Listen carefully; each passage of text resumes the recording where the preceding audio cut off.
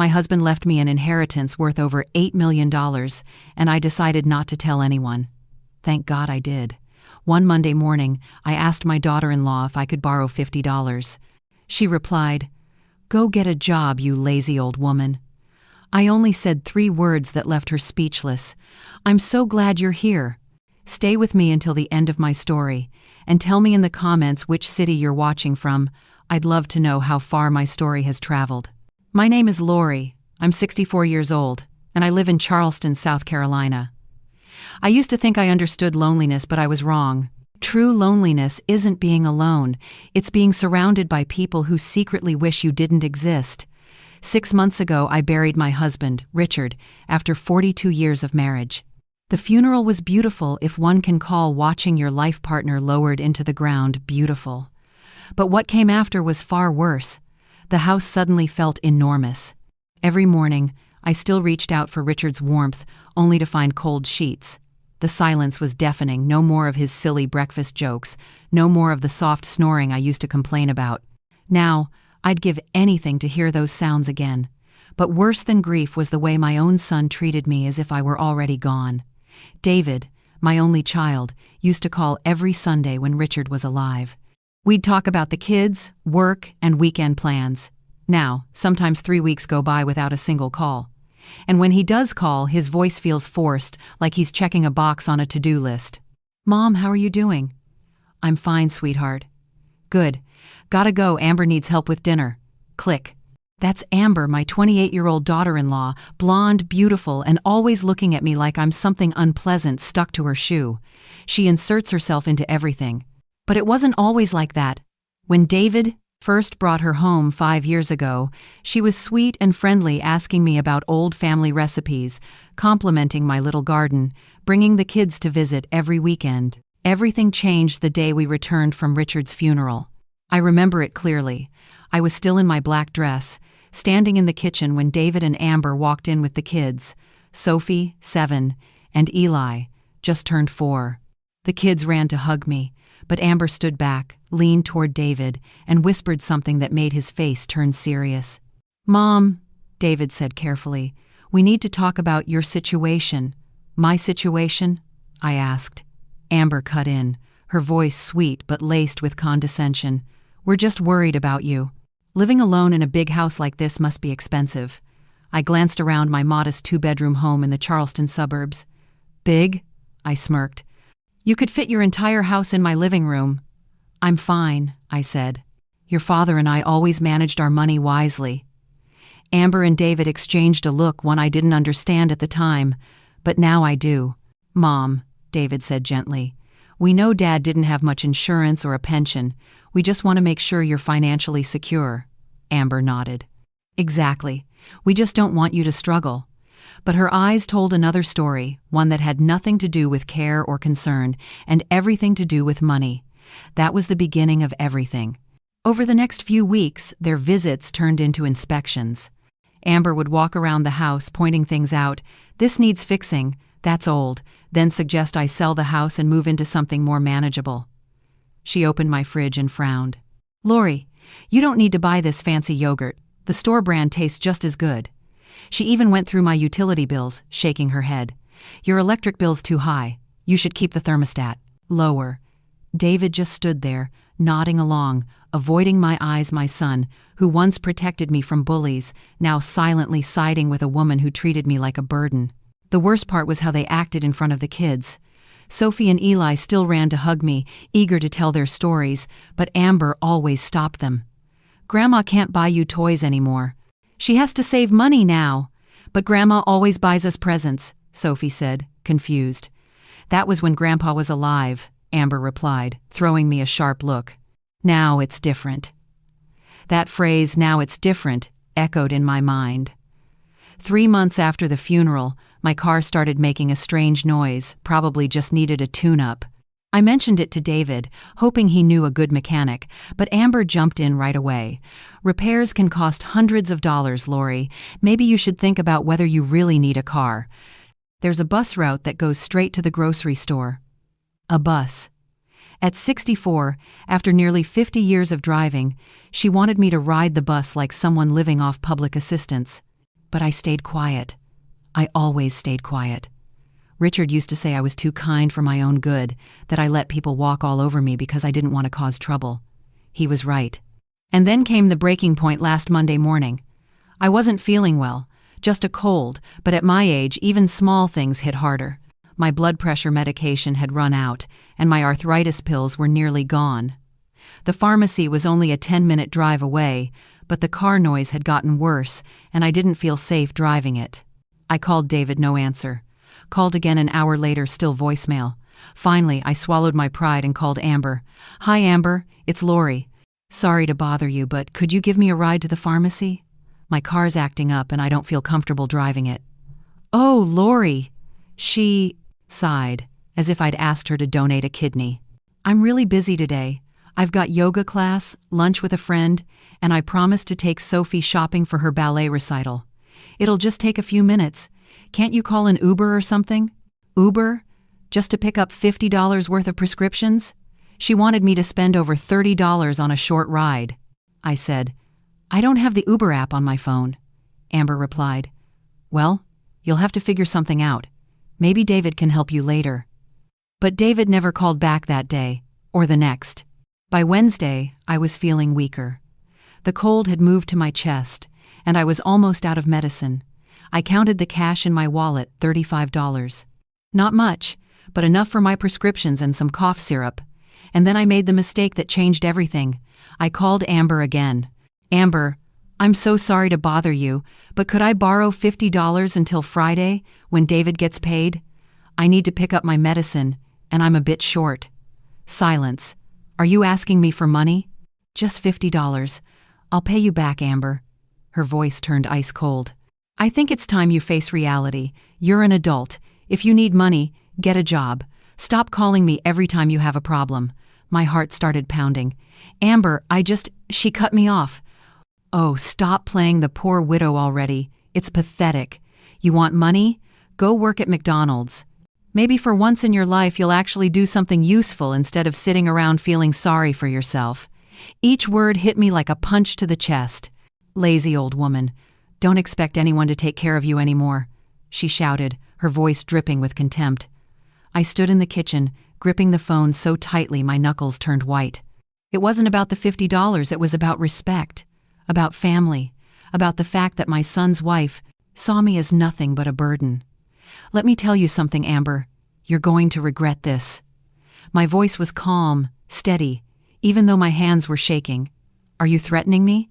"No, Amber, I'm just telling the truth. You'll regret the way you treated me." I hung up before she could respond.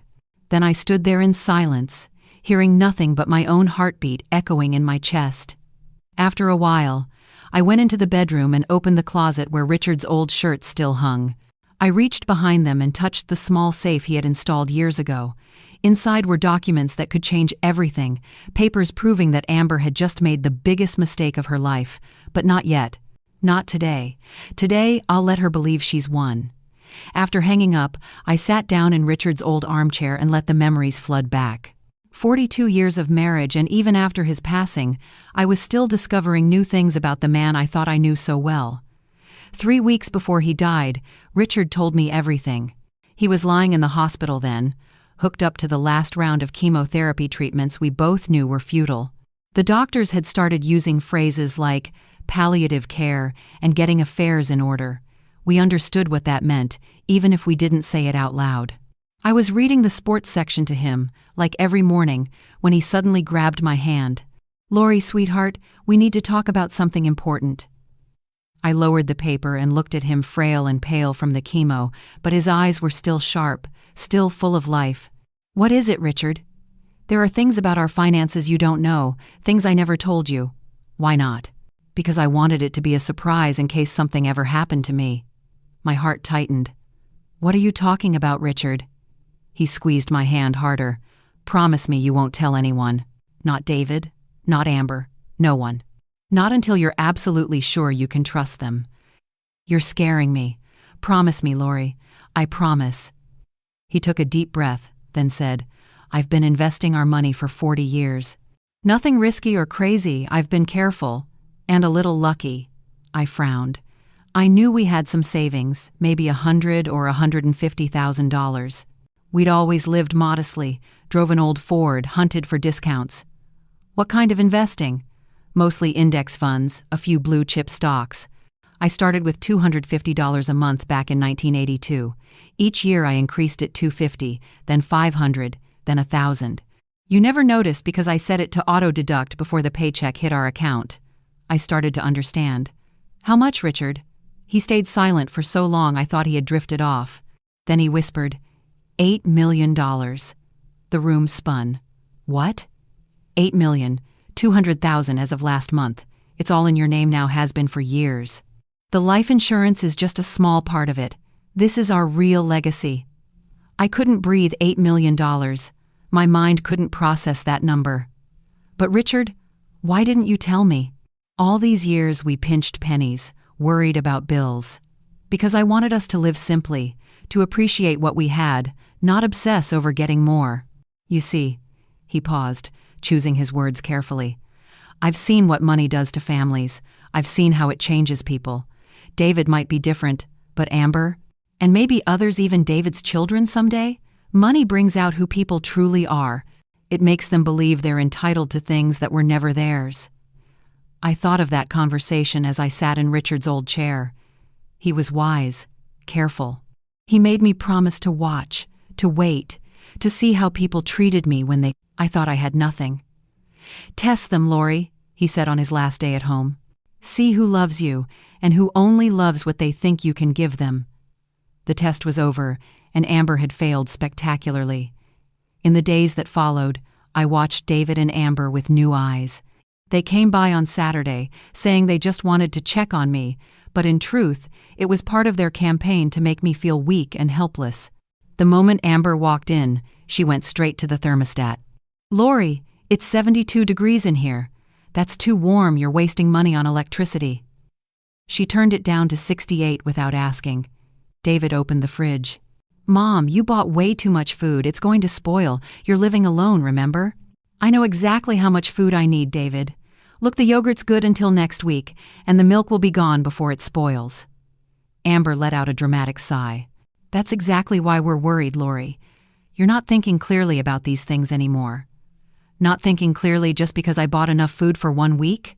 Then she continued, maybe it would be better if we helped you make a grocery list, only the things you really need. A list. As if I were a child who didn't know how to shop for herself. That's very kind of you, I replied softly, but I've been grocery shopping on my own for over 40 years. David jumped in. That was when Dad was around to help you. Now you're on your own. That one hurt more than I expected. As they were getting ready to leave, Amber threw one last jab. Oh, Lori, I was thinking about what you said the other day. You needed some extra money, right? My heart tightened. Yes, why? We just think maybe it's time you had some purpose, a routine. I frowned. What do you mean? David stepped forward, avoiding my eyes. Mom, there's a senior community center downtown. They have a job placement program. Nothing strenuous, just part-time work, something to give you a little extra income. Extra income? I almost laughed. What kind of work? Amber smiled sweetly, but her words were poisonous. Oh, things like housekeeping, cooking, or caring for other seniors. Something suited to your abilities. Caring for other seniors. You want me to clean other people's houses? It's honest work, Amber said, in a tone that made it sound like I'd never done anything useful in my 42 years of marriage. It'll help you feel more independent and confident. I looked at the son I had raised, the one I'd sacrificed my life for. David, you think your mother should go clean houses? He avoided my gaze. I think Amber's right, you need some purpose. Purpose.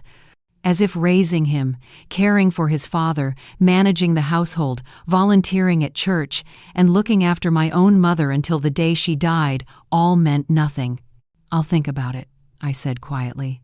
After they left, I went back to Richard's old chair and pulled out the folder he'd given me before he passed away. Inside were bank statements, investment records, and meticulous notes from 40 years of disciplined saving. The latest statement showed the balance clearly. $8,247,000. Over $8 million, and my son's wife thought I should earn money scrubbing toilets. I remembered Richard's words, See who loves Lori, you, the person, and who only loves what they think you can give them. The answer couldn't have been clearer. That evening, I made 2 phone calls. The first was to Robert Campbell, the financial advisor Richard had worked with for decades, the man who helped us turn small investments into this enormous fortune. Mrs. Williams, how have you been? Robert's warm, familiar voice greeted me. I'm doing well. Robert, I think it's time we discussed a few changes. Of course. What do you have in mind? I want to move quietly and start looking for a new house. A new house? Downsizing? He chuckled. I laughed too, remembering Amber's constant remarks. No, Robert, I'm upgrading. The second call was to Margaret, my sister who lives in Savannah, Georgia. Margaret was the only person who knew about Richard's investments, the only relative he completely trusted. Lori, how have you been lately? Margaret's gentle voice came through the phone. I'm ready, I said. Ready? Ready for what? Ready to see what kind of people my son and his wife really are. Margaret was silent for a moment. So Richard's instincts were right. Don't feel sorry for me, I replied. Be proud. I'm about to take my life back. When I hung up, I felt something I hadn't felt in months: excitement. For so long, I'd let other people define who I was, what I was worth, and what I was capable of. But I wasn't the fragile widow they thought I was. I was a woman with $8 million and nothing left to lose. 2 weeks after the house cleaning suggestion, Amber decided to escalate her campaign. She called it a family meeting, but in truth, it was a staged intervention meant to prove that I'd lost my mind. The intervention began on a Thursday morning when David called me with a cold, distant tone. Mom, Amber and I want to invite you to dinner on Sunday. We need to talk about some important family matters. What kind of matters? Just a few things we're worried about, your health and your future. We just want to make sure you're doing okay. The way he said, okay, made my skin crawl like I was a problem that needed to be managed. Sunday came gray skies and a light drizzle, matching my mood.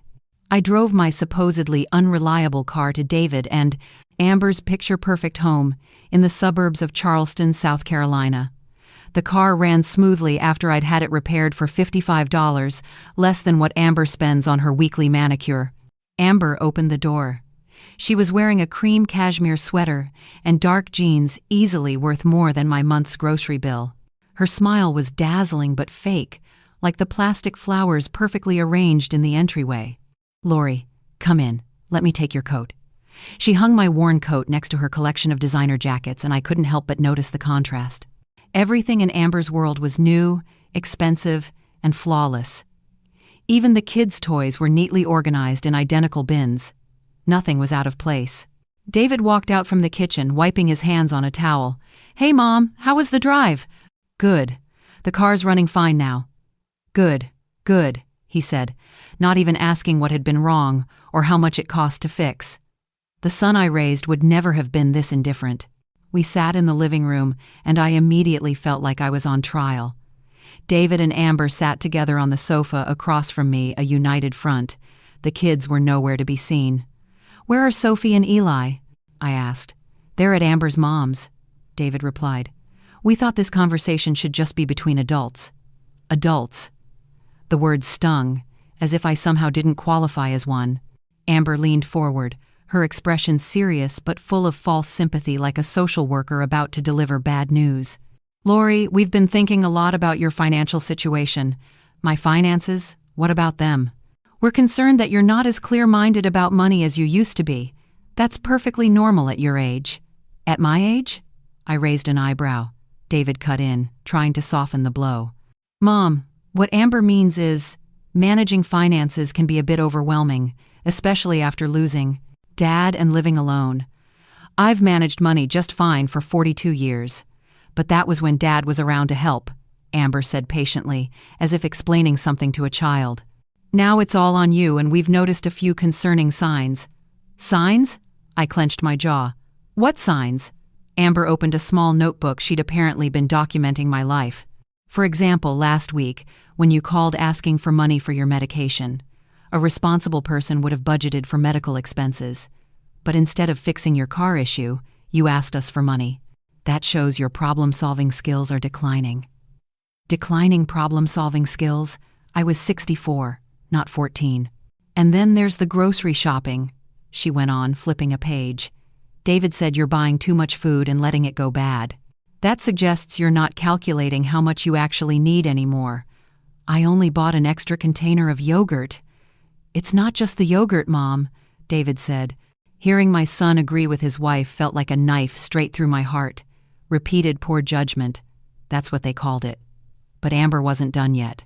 We're also concerned about some of your decisions around the house. You keep the temperature too high, leave the lights on all the time, and spend money without thinking of the consequences.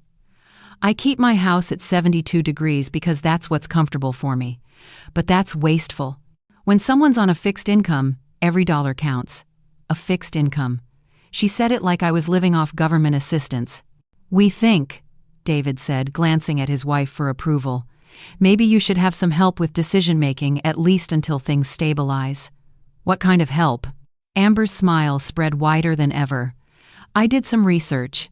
There are excellent services for older adults who need assistance managing their finances and daily decisions. Older adults who need assistance. The phrase echoed in my mind like a sentence. I was beginning to understand what they were planning. You mean you want to hire a caregiver for me? Not exactly a caregiver, Amber replied quickly. More like a life management service, someone who can help you create a budget, write shopping lists, organize your bills so you don't forget to pay them. I've never missed a payment in my life. Not yet, she said sweetly. But grief affects everyone differently, sometimes in ways they don't even realize. David nodded seriously. We just want to make sure you're protected, Mom, that you don't make any serious mistakes while adjusting to life without Dad. Serious mistakes? Like buying an extra container of yogurt?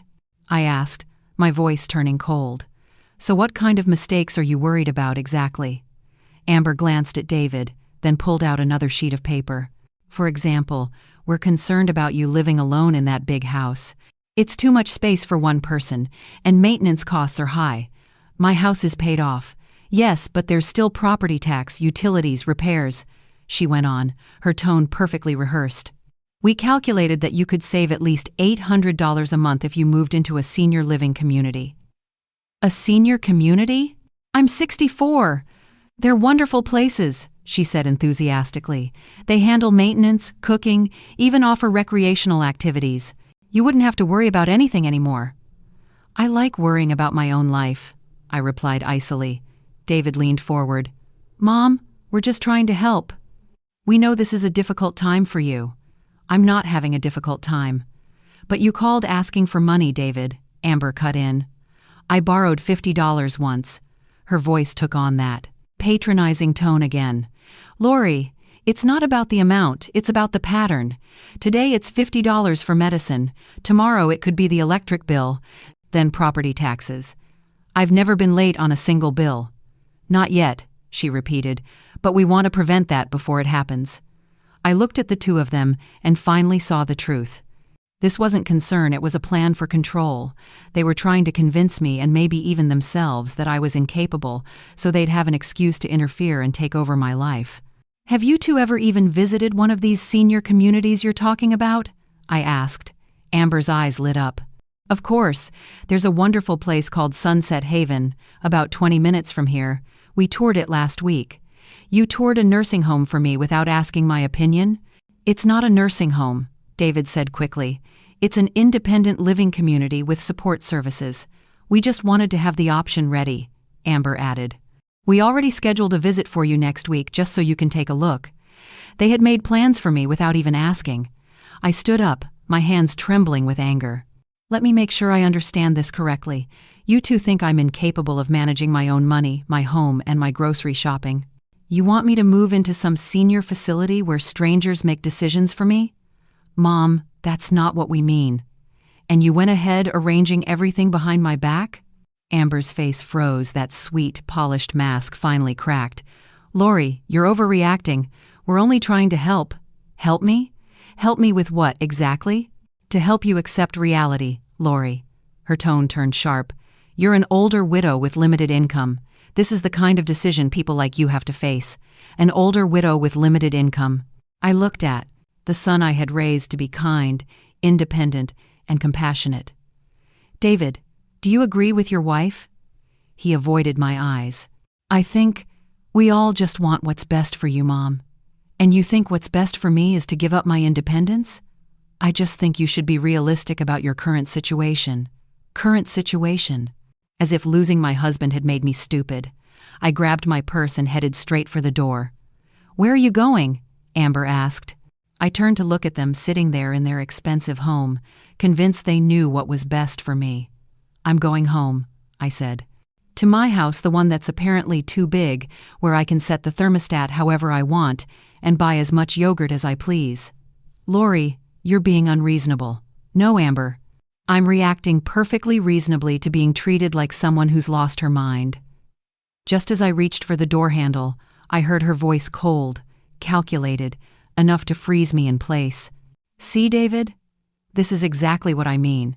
She can't discuss her future rationally. Maybe we should consider another option. Another option. I stepped out into the rain, my hands shaking as I fumbled for the car keys. Another option. What did that mean? Then it hit me. They were planning to have me declared legally incompetent. For the first time since this nightmare began, I felt real fear.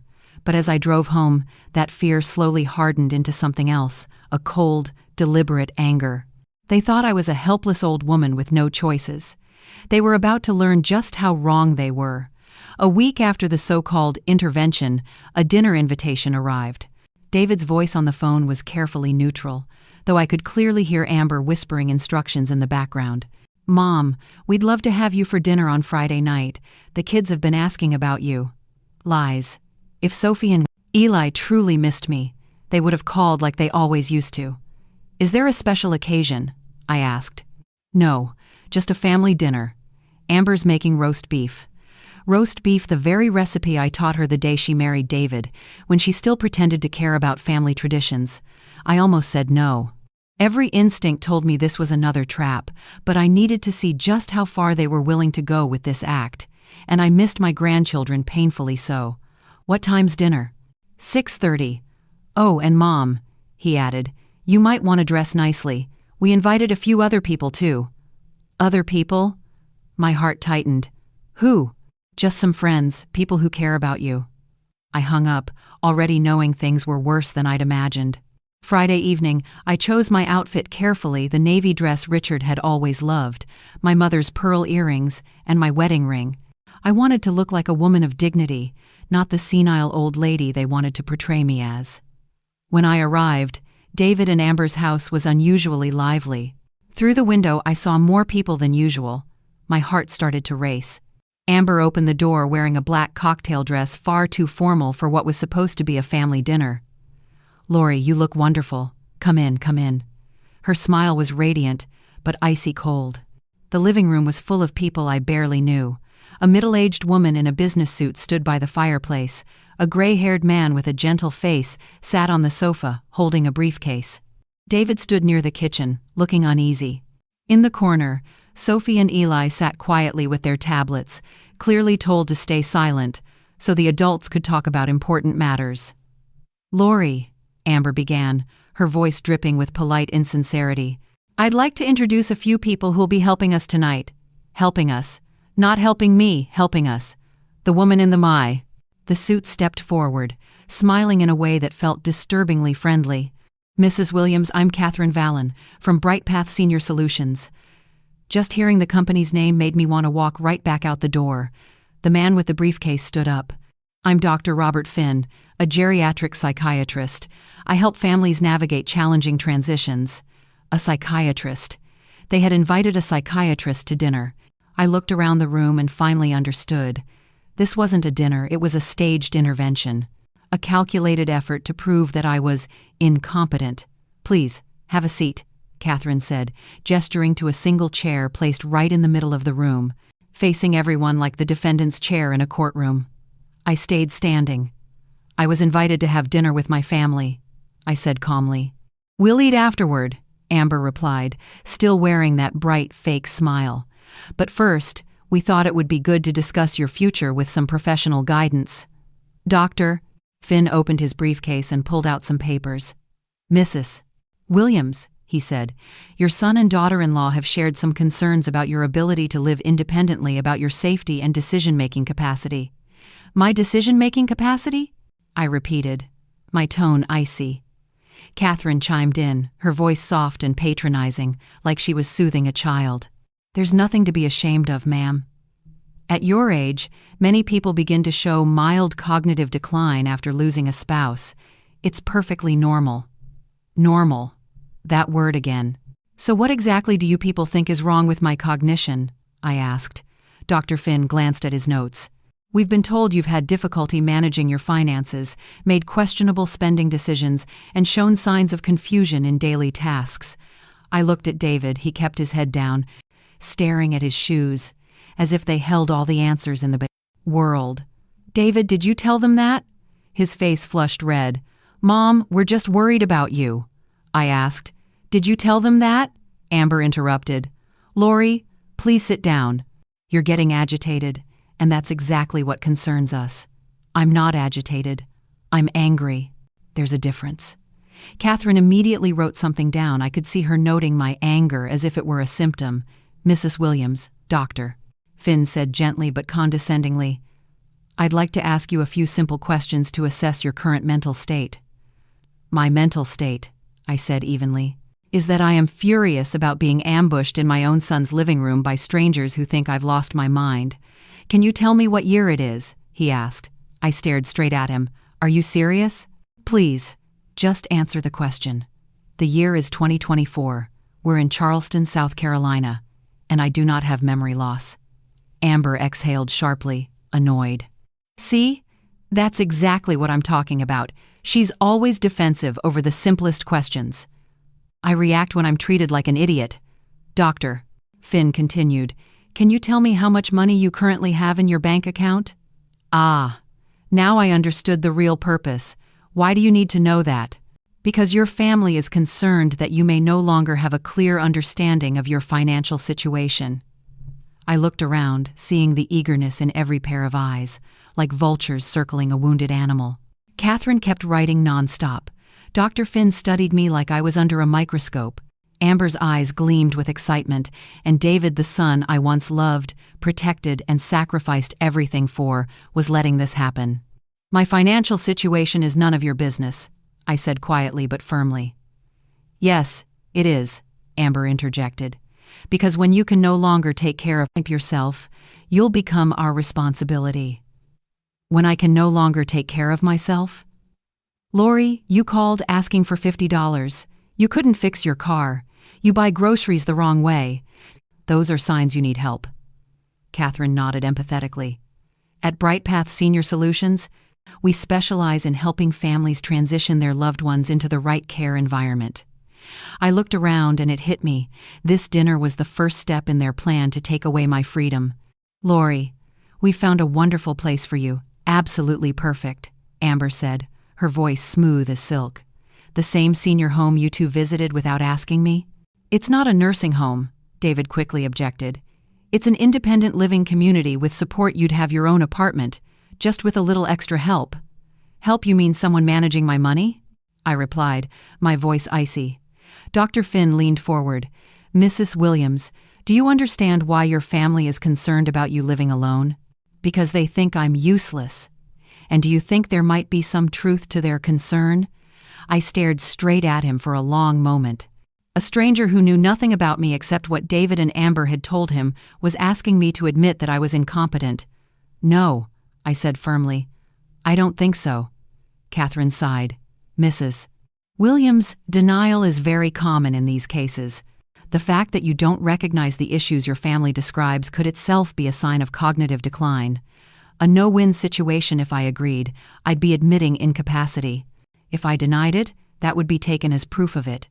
Fine, I said slowly. So what exactly do you plan to do? Amber's eyes lit up. We've looked into legal options. Legal options? David asked, uncertain. Yes, Mother, Amber said. In the state of South Carolina, if a person can't care for themselves, the family can petition the court to declare them legally incapacitated. The room went completely silent. Even Sophie looked up from her iPad. Legally incapacitated.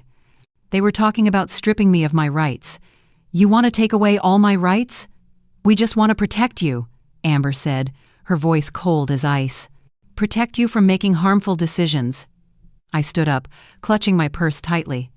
Now I understand. Mom, please, listen to me, David pleaded. No, David. I understand perfectly. I looked around the room, meeting each face one by one. You've already decided I'm incapable. You hired professionals to prove it. You looked into the legal process to strip me of my rights. You even picked out the place where you want to lock me up.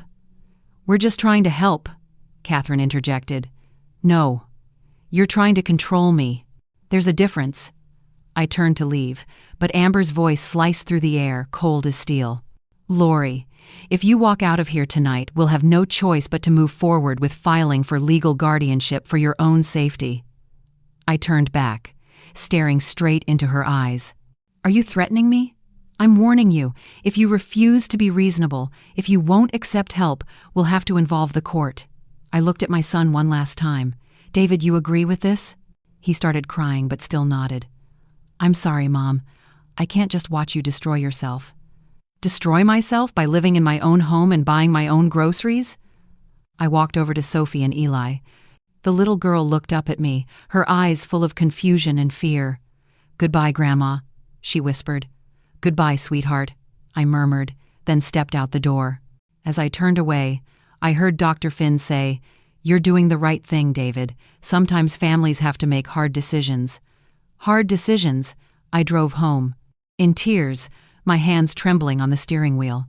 When I pulled into the driveway, my fully paid-off house, the one they claimed was too big and unsafe, I sat in the car for a long time, staring at the front door. They wanted to take away my rights. They wanted to lock me in a place called an assisted living community. They wanted control of my money, my choices, my life, all because they believed I was just a weak, useless widow with nothing left. I stepped out, gripping my keys tightly. It was time to show them just how wrong they were. Inside, I went straight to the bedroom and opened Richard's safe. The bank statements and investment papers glimmered under the streetlight filtering through the window. $8,500,000. I picked up the phone and called. Robert, this is Lori Williams. I need you to help me with something first thing Monday morning. Of course, Mrs. Williams. What can I do for you? I want to buy a house. A statement house. A statement how? I smiled. The first real smile I'd had in weeks. The kind that makes it clear they picked the wrong woman to mess with. Monday morning at exactly 8:30, I sat in Robert Campbell's office as he scrolled through listings of luxury properties on his screen. Sunlight poured through the large windows, glinting off the papers scattered across the dark wooden desk papers that were about to change everything. Mrs. Williams, Robert said, looking up, his voice cautious. Are you sure about this? Buying a $6 million house is a big decision, especially so soon after your husband's passing. I sat up straight. I've never been more certain of anything in my life. He studied me for a moment, then nodded. All right, let's see what we've got. The first listing he opened was a stunning colonial-style home on Daniel Island, Charleston's most prestigious neighborhood. 5 bedrooms, 4 bathrooms, a 3-car garage, and a garden straight out of a magazine. This one just hit the market, he said. Excellent condition, near top-rated schools. Perfect, I cut in. I'll take it. Don't you want to see it first, Lori? I trust your judgment. If you say it's perfect, he smiled. You'll be paying cash $6 million, and you'd like to close. As soon as possible. This week. Robert shook his head, half amazed, half impressed, then picked up the phone to get started. By noon that day, I had bought a house 3 times bigger than my old one in a neighborhood David and Amber could never even dream of affording. But the house was only the beginning. Over the next 3 days, I became a woman with a clear purpose. I hired the best moving company in Charleston. They packed my belongings with the care of people handling priceless treasures, not ordinary household items. I bought a new Mercedes E-Class, not flashy, just elegant and reliable, the kind of car that never makes strange noises. I opened accounts at the high-end shops in Mount Pleasant, the kind where staff remember your name and bring out champagne every time you shop. But the most important move, I hired Sarah Peterson, the top estate and inheritance attorney in the state of South Carolina. Mrs. Williams, Sarah said during our first consultation, your family's attempt to file for a declaration of incapacity is extremely risky legally. It's clear you're completely competent. You manage your assets well and show no signs of needing a guardian. But they'll still try, she continued. People always do when they smell money. The key is to make them understand just how wrong they are. Friday morning, as I was putting the finishing touches on my new home, the doorbell rang. Through the frosted glass, I saw David's BMW parked in the driveway. I opened the door, wearing a cream silk blouse and tailored slacks. I was the very image of the capable, refined woman they had never allowed me to be. David stood on the doorstep, mouth open, staring at the marble-floored foyer, the crystal chandelier, and the graceful staircase curving up to the second floor. "Mom," he whispered. "Hello, David. Come in." He stepped inside, his eyes wide as he took everything in the elegant furniture, the real artwork on the walls, the fresh flowers in crystal vases. I don't understand. How did you— Coffee?" I asked with a calm smile. "It's an excellent Ethiopian roast." He followed me into the kitchen, still stunned. The kitchen was a masterpiece, marble countertops, modern appliances, and windows overlooking a perfectly landscaped garden. I poured coffee into a white porcelain cup and gestured for him to sit. "Mom, you have to tell me what's going on," David said. "How did you buy this place?" I took a slow sip of coffee. "Your father was a very wise man, David." "What do you mean?" "He invested our money for 40 years carefully, steadily, and very successfully." David's face went pale. "How much are we talking about?" "That depends on why you need to know," I said, locking eyes with him. I just want to make sure you're not struggling." "Do you?" I said softly. He ran a hand through his hair, flustered. "But you called Amber asking for $50. You said your car broke down. I thought you were in trouble." "I asked her for help to see what kind of person my daughter-in-law really is, and now I know." David's face turned white. "What do you mean?" "I mean your wife showed me she has no respect, no kindness, and no decency. When someone asks for $50, David, you give it to them. You don't humiliate them. You don't call them lazy. You don't tell them to get a job." She was just upset. "No, she was cruel, and you let her be." David stared down at his coffee cup. "Mom, if you've had money all this time, why didn't you say anything?" "Because your father told me not to. He said money changes, people reveals who they really are. He wanted me to see who loved me for me, and who only loved what they thought I could give them. And now," I said quietly, "I see it clearly." The room fell into silence. Outside, the gardener trimmed the hedges, the steady snip of the shears marking the rhythm of the quiet between mother and son. David finally spoke, his voice calmer now. "So, how much did Dad leave you?"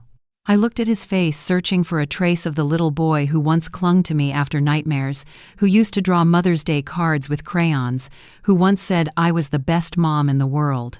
"Enough that I'll never have to depend on anyone again," I said softly. His phone buzzed. Amber's name lit up on the screen. "I'm guessing your wife is wondering where you are, isn't she?" "How did you know?" "Because I know you came here to confirm whether I actually have money so you can report back to her." "That's not true." But he couldn't meet my eyes. "Your father left me more than $8 million, I said quietly. The coffee cup in his hand slipped and clattered onto the marble countertop. Coffee splashed everywhere, but he didn't even notice.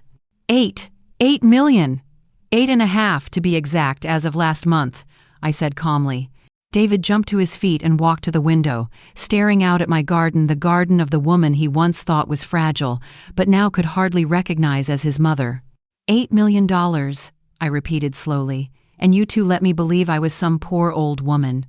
"No, you made us believe that," David said. "I let you show me who you really are. We just wanted to help you." "No, you wanted to control me. There's a difference." David's face turned red with anger. "Do you have any idea the pressure we've been under? The stress, the sleepless nights, trying to figure out how to take care of you? Take care of me or take care of my assets? That's not fair. It's perfectly fair." You brought a psychiatrist into my home, talked to lawyers, tried to have the court declare me incompetent, and you call that helping? We thought you needed protection. Protection from what? From living in my own house? From buying what I like? From keeping my thermostat where I want it? He had no answer. Finally, David muttered, I need to call Amber. Of course you do, I said. He stepped outside to make the call, pacing across the driveway, gesturing wildly. When he came back in, his face had changed cold, calculating. Mom, let's be rational. $8 million is a lot of money. You're not young anymore. You should think about the family's future college funds for Sophie and Eli, protecting your assets. Protecting them from whom? From mistakes, from people who might take advantage of you. I gave a dry laugh. People like who? Like you two? No, Mom, I'm talking about financial advisors or strangers. But you and Amber are the ones who really care about me, right? Yes, we're family. Family, I repeated, the word tasting bitter on my tongue. Tell me this, David. If I hadn't mentioned the money, what would you two have done next week? He froze, uncertain. What do you mean? You were about to file with the court to have me declared incompetent. What was your next step? He lowered his head, his voice barely a whisper. We already have a court date for next Tuesday. And if the judge agrees? We'd make sure you're safe in the care facility we chose. And who would manage my money? The silence between us felt like a bottomless pit. We would, he admitted. All of it? Even the accounts you don't even know exist? His face went pale. No, Mom, that's not what I meant. Oh yes, David, that's exactly what you meant. You thought I was some poor, weak, pitiful widow you could take advantage of. And now that you've learned I have a fortune, suddenly you want to protect it. You're twisting this. Am I? My phone rang, Amber. Answer it, David said. She wants to talk to you. I ignored the first call, then the second. Mom, please, just pick up. She's my wife, the kid's mother, she's family. I answered on the third ring. Amber's voice came through, sugary sweet, nothing like the contempt I'd heard before. Lori, David just told me about your inheritance. That's wonderful news, isn't it? We're so happy for you, and I'm sorry if I misunderstood your situation before. Misunderstood? I said with a smirk. Calling me a lazy old woman was a misunderstanding? Lori, I was having a terrible day. I said things I shouldn't have, but we're family, and family forgives, right? Family also doesn't scheme to strip each other of their legal rights, Amber. Silence. If the court had granted your petition, what would have happened? Who would control my money? We just wanted to make sure you had everything you needed. $8 million? Utter silence. Lori, she said softly, can we come over? We need to talk in person. There's been a huge misunderstanding. I glanced at David, panic flashed across his face. No, I said firmly. There's nothing left to talk about. But Lori, we're family. No, Amber, we're not family anymore. I hung up. David looked at me as if I'd slapped him. Mom, you can't just cut us off like this. Watch me. What about Sophie and Eli? Your grandchildren? The question pierced my heart, but I kept my voice calm. I'm not punishing anyone. I'm just choosing not to stay close to people who treat me poorly. We can change. Amber will apologize. Really apologize. We can fix this. I looked at the son I had loved, the boy I had sacrificed my life for, and felt something inside me finally break free. No, David, you can't fix this. Because this isn't about money or misunderstandings. It's about respect. And once someone shows you they don't respect you, there's no going back. So, you're cutting us out of your life? I'm going to live my life for the first time in decades. And I'm going to live it exactly how I want. He walked to the door, then turned to look at me one last time. This isn't over, Mom. Oh yes, David, it's over. After they left, I sat alone in my beautiful new kitchen, surrounded by luxuries I had never allowed myself before, and felt something I hadn't felt in a very long time, peace. For the first time since Richard's death, I felt like I was exactly where I belonged. 6 months later, I sat on my sun porch in the morning, reading the newspaper and listening to the cheerful laughter of children from the yard next door. The Hendersons, my new neighbors, had 3 grandchildren who came to visit every weekend. Their bright, carefree giggles reminded me what a real family should sound like. My sister Margaret flew in from Savannah to visit. She sat across from me, sipping coffee from a delicate porcelain cup. Sunlight streamed through the porch windows, lighting our faces, two women who had endured loss, betrayal, and had finally reclaimed the most precious thing of all, peace and freedom. "You look so happy, Lori," Margaret said, studying me. "Truly happy." "I am happy," I smiled. "Do you regret anything?" she asked. I thought for a moment. Did I regret buying this house? No. Did I regret revealing the truth about the money? No. And cutting off David and Amber? That one was more complicated. "I miss Sophie and Eli," I admitted softly. "I miss them very much." "Have you heard from them?" "Sophie called me 3 weeks ago. I don't know how she got my new number." Margaret raised her eyebrows. "What did she say?" "She asked why I moved away without telling her. She said she missed me." "And what did you say?" "I told her that sometimes adults have disagreements and I needed some quiet time to sort things out. But I also told her that I love her very much and that will never change." "She's a smart little girl," Margaret said. "And what about David and Amber?" I set my cup down and sighed. "They've tried everything. First came the guilt. They called saying I was abandoning the family, that Sophie cried because she missed me, that they couldn't understand how I could be so cruel." "Cruel?" I chuckled dryly. "According to Amber, cutting off family over money is the most selfish thing a person can do." Margaret laughed out loud. "How ironic, coming from the woman who tried to strip you of your legal rights." "Then came the bribery phase," I continued. "Suddenly, they wanted to take me on trips, invite me to dinner every week, include me in every family activity. Amber even offered to cook my favorite dishes and bring them over." "Too late," Margaret said. "Exactly. Too late and too little." Then came the lawyers. Margaret nearly choked on her coffee. "Lawyers?" "They tried to challenge my legal capacity again, said I was making irrational financial decisions. They even used the purchase of this house as evidence that I was cognitively impaired." "Oh my God. What happened?" I smiled, remembering. "When their lawyer faced Sarah Peterson, his face went white. Sarah proved without a doubt that I was fully competent, knew exactly what I was doing, and managed my assets flawlessly. The judge dismissed their petition right there in court and warned them about harassment." "Well done, Lori," Margaret said, her eyes full of pride. "The final straw came last month," I added. "They showed up at my house unannounced and brought Sophie and Eli with them." "Good Lord, they used the kids?" "Yes. They stood at my front door and told the kids to ask, 'Why don't you love us anymore, Grandma?'"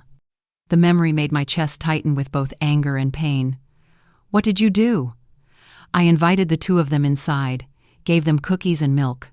I told them that I loved them very much, but that sometimes adults have things they need to work out. Then I went outside to talk to David and Amber and made it very clear if they ever dared to use the kids as tools to pressure me again, I would call the police." David looked ashamed, but Amber just stayed silent. She glanced around my house, at the car parked in the driveway, at the clothes I was wearing, and I could see it in her eyes. She was calculating how much she had lost now that she couldn't take advantage of me anymore. Margaret was quiet for a moment, then asked softly, "Do you think David realizes what he's lost?" "I think he's starting to see that his wife isn't who he thought she was, but maybe he's gone too far to admit it." My phone rang, interrupting us. "Hello, is this Mrs. Lori Williams?" "I'm Janet Miller, Sophie's teacher at Charleston Elementary." My heart skipped a beat. "Is Sophie okay?" "She's fine, ma'am. I'm calling because Sophie asked me to deliver a message. She wanted me to tell you that she's written you many letters, but her mother won't let her send them. She wants you to know that she loves you, misses you, and hopes you're happy in your new home." My eyes stung. "She really said that?" "Yes, and she also said she's been saving her allowance to buy you a present, but she doesn't know your address." I swallowed hard, my voice trembling. "Could you quietly give her my address?" "Of course. She's a very thoughtful girl, Mrs. Williams. She understands more than her parents think." After I hung up, Margaret handed me a tissue. "That little girl really loves you." "I know," I whispered. "And I love both of them, too." "So what are you going to do now?"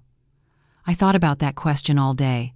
I couldn't keep a relationship with my grandchildren while enduring their parents' behavior, but I also couldn't pretend that what David and Amber had done was acceptable. 3 days later, I had my answer. A letter from Sophie was waiting in my mailbox, written in her clumsy handwriting on a piece of purple cardstock. Dear Grandma Lori, I hope you like your new house. I bet it's really pretty. Mom says you don't want to see us anymore, but I don't believe that. I think grown-ups just misunderstand each other sometimes. I love you so much. Can I come visit you someday? Love, Sophie P.S. Eli says hi and that he misses your chocolate chip cookies. I stood in my kitchen, holding the letter with trembling hands, and I knew what I had to do. I called Sarah Peterson. Sarah, I want to set up a trust fund for my grandchildren, full college tuition, graduate school if they want, and even a fund to help them buy their first home when they're adults. Sarah smiled. That's a wonderful gesture, Mrs. Williams. How much were you thinking? $1 million for each of them. Very generous. Do you want their parents to have any control over the fund? Absolutely not. The money will belong to Sophie and Eli when they turn 25. No one else touches it. Not a dime. And no interference. Understood. I'll take care of it right away, Sarah said. And for the first time in years, I smiled a calm, warm, completely free smile. There's one more thing I want to do, Sarah. What's that, Mrs. Williams? I want to send a letter to David and Amber so they'll understand exactly what they lost when they treated me like I was out of my mind. 2 weeks later, I delivered the letter to David and Amber's house myself. I didn't knock, didn't say a word, just quietly slipped it into their mailbox and walked away. The letter was simple. David and Amber, I have established trust funds for Sophie and Eli. These funds will cover all their college expenses and give them a strong financial foundation when they reach adulthood. The trusts are independently managed, and the funds will only become available when they each turn 25. No one else will be allowed to touch them. I hope you understand that this money represents what you could have shared as a family if you had chosen to treat me with respect and kindness instead of cruelty and calculation. I will always love my grandchildren, and they will always be welcome in my life when they are old enough to decide for themselves what kind of relationship they want. As for you two, I wish you happiness, but I also hope you learn that family isn't something you take from others, it's something you give. Lori Margaret was still visiting when David called that evening. Mom. His voice was different, calm, subdued. I got your letter. $1 million for the kids' education. That's incredibly generous. They're good children. They deserve a bright future. And we get nothing? What do you think you deserve, David? There was a long silence before he finally said quietly, I understand now what we did. We treated you like you were incapable. We tried to control your life. We were wrong. Yes, I replied evenly. Is there any way you could forgive us? I looked out at the garden. I had tended myself the home where I had rebuilt my life. David, I don't hate you. I don't hate Amber either. But forgiveness doesn't mean forgetting. And trust, once it's broken, is almost impossible to restore. So, there's no chance for us to be a family again? We're still family, David, but I can't be close to you anymore. Sophie and Eli will always be my grandchildren. When they're old enough to decide who belongs in their lives, I'll be here, waiting, however long it takes. I have time. After I hung up, Margaret poured us each a glass of wine. How do you feel now? Free, I said, and for the first time in my life I truly felt it. Free to do what? She asked. I smiled, thinking of all the things ahead of me. Free to travel without asking anyone's permission. Free to spend money on things that make me happy. Free to help people who genuinely appreciate it. Free to live my life exactly the way I want. And what if David and Amber change? If they truly change, we'll see. But they'll have to prove it through actions, not words. That night, after Margaret went to bed in the guest room, I sat alone under the starry sky, thinking about Richard. He'd been right when he warned me that money could twist a family. But he also left me something far more valuable than $8.5 million, the chance to discover who I really am. I realized I was stronger, braver, and at last truly happy. 3 weeks later, Sophie's second letter arrived. Dear Grandma Lori, Dad told me about the college money you left for us. Thank you so much. Mom cried when she heard about it, but I think those were happy tears. I still want to visit you. Maybe when I'm older, I'll take the bus to your house myself. I love you, Sophie. P.S. I'm learning how to bake chocolate chip cookies so I can make them for you when I visit. I stood in the kitchen, holding the trembling letter in my hands, then placed it carefully inside my jewelry box beside Richard's wedding ring and my mother's pearl necklace, the 3 most precious things in my life. Someday, when Sophie is old enough to understand, I'll tell her the whole story that sometimes the people we love most can disappoint us, but that doesn't mean we stop loving them. It only means we love ourselves enough to protect our own peace. And maybe, one day, there will be healing, forgiveness, or a new beginning. And if not, that's okay too. Because I've learned the most important lesson of my life. I don't need anyone's permission to be happy. I am complete all on my own. The sunset painted my vibrant garden in shades of pink and gold. I poured myself a glass of wine, played the song Richard used to love, and danced alone in the kitchen. I am free. I am happy.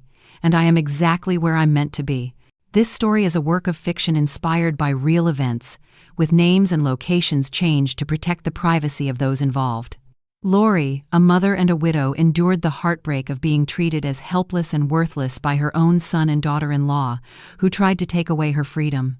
But instead of seeking revenge, she chose to rise, live fully, and find peace in God. What do you think? When those closest to us treat us with disrespect, should we stay silent or stand up for our dignity? Whatever your choice, remember this: God always sees the truth in our hearts and blesses those who live with honesty, love, and forgiveness. Thank you for listening until the end. Please stay with the channel and watch the 2 special stories now appearing on your screen. I believe you'll find comfort and hope in them.